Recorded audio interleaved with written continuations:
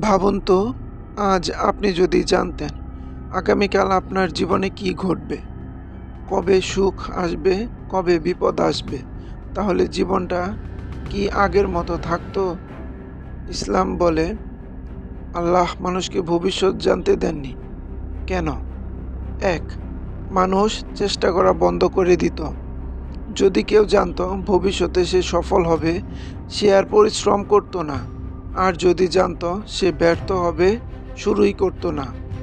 দুনিয়ার সম্পূর্ণ ভারসাম্য নষ্ট হয়ে যেত। দুই, ঈমান, দোয়া, ভরসা সব কমে যেত।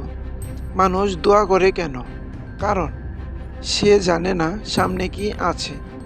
যদি সব আগে জানতো তাহলে আল্লাহর উপর ভরসার প্রয়োজনই থাকতো না।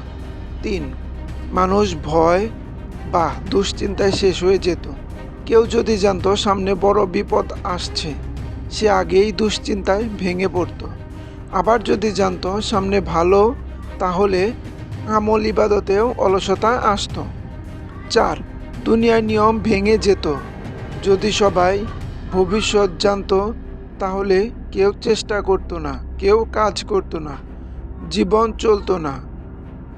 আল্লাহ তাআলা কোরআনে বলেছেন, গায়েবের জ্ঞান তার কাছেই রয়েছে। তিনি কাউকে তার গায়েবের জ্ঞানে অংশীদার করেন না।